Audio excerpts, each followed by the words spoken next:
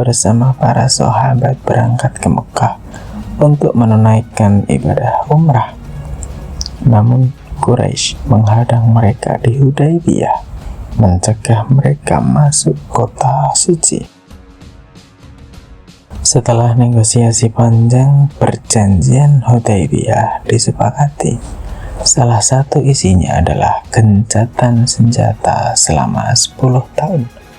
Kaum muslimin menerima perjanjian ini, meski terasa berat karena mereka yakin di baliknya akan ada kemenangan yang lebih besar nanti.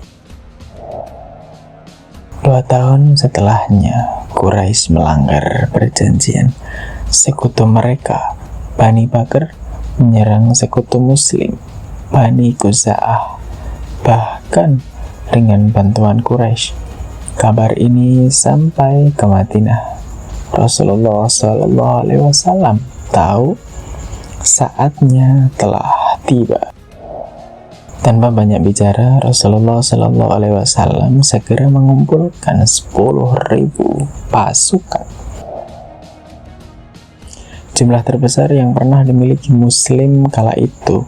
Misi ini dirahasiakan bahkan dari sebagian sahabat agar Quraisy tidak sempat bersiap. Setelah 10 hari perjalanan, pasukan Muslim tiba di luar Mekah. Rasulullah SAW memerintahkan pasukan untuk menyalakan banyak api unggun di malam hari. Cahaya dari ribuan api unggun itu membuat Quraisy gemetar. Mereka pun menyadari kekuatan Muslim jauh lebih besar dari apa yang mereka bayangkan.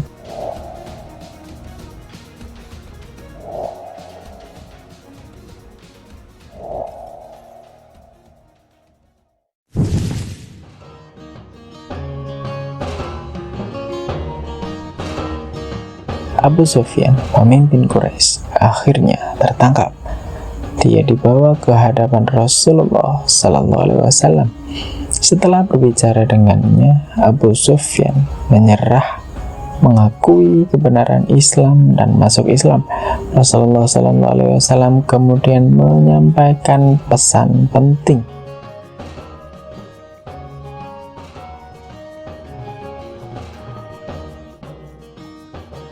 Penduduk Mekah hanya diam. Mereka tahu pasukan Muslim tak mungkin bisa dilawan, tidak mungkin bisa dihentikan.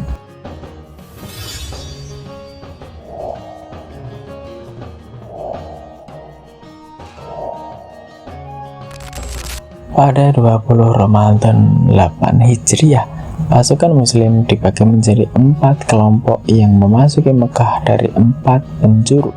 Rasulullah SAW masuk dari timur tanpa perlawanan.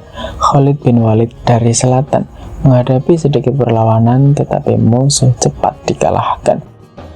Zubair bin Awam dari barat masuk dengan damai. Sa'ad bin Ubadah dari utara juga tanpa hambatan. Mayoritas penduduk tidak melawan dan memilih berlindung di rumah masing-masing. Hanya dalam hitungan jam, Mekah telah jatuh ke tangan Muslim nyaris tanpa pertumpahan darah.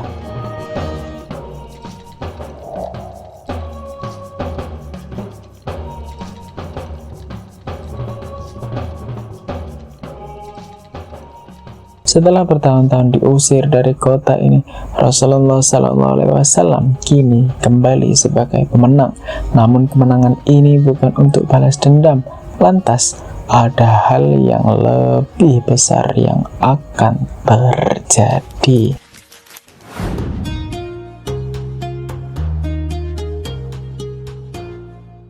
Rasulullah SAW langsung menuju Ka'bah. Beliau melakukan tawaf lalu masuk ke dalam. Di sekitar Ka'bah masih berdiri 360 berhala, sisa dari penyembahan jahiliyah. Satu persatu Rasulullah SAW menghancurkan berhala-berhala itu.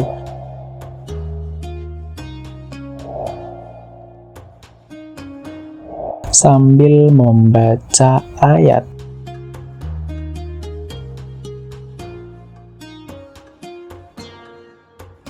Dengan ini Ka'bah menjadi rumah suci Allah yang murni dari kesyirikan. Penduduk Mekah berkumpul di depan Rasulullah SAW. Mereka diam menunggu keputusan. Selama ini mereka yang paling keras menantang beliau, mereka yang mengusir, menyiksa, bahkan berencana membunuhnya. Kini nyawa mereka berada di tangan Rasulullah SAW. Tapi apa yang beliau lakukan?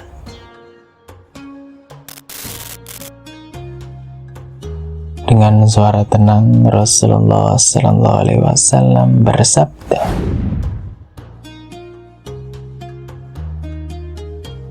mereka menunduk dan menjawab. Lalu Rasulullah SAW bersabda,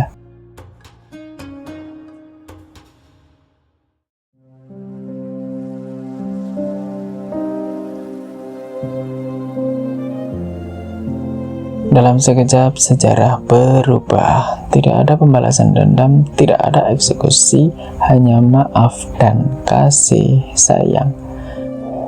Penduduk Mekah pun berbondong-bondong masuk Islam, menyadari bahwa Islam bukanlah agama kebencian, tetapi agama kasih sayang.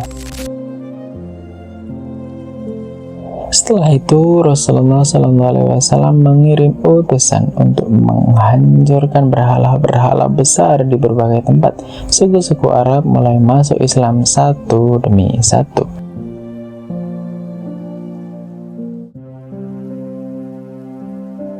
Fathu Makkah bukan sekedar kemenangan militer. Ini adalah puncak dari perjuangan dakwah Islam. Mekah yang dulu menolak Islam kini menjadi pusatnya. Allah telah takdirkan kemenangan ini sebagaimana Allah berfirman,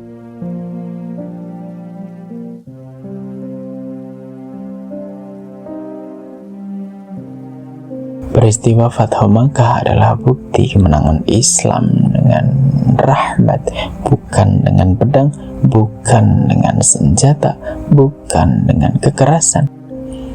Menang pun tak membalas dendam.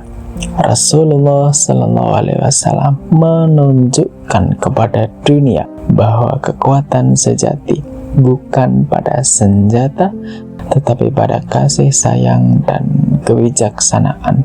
Mekah kini telah bebas, Islam telah meraih kemenangan besar, dan dunia tak lagi sama setelah hari itu merubah sejarah selamanya.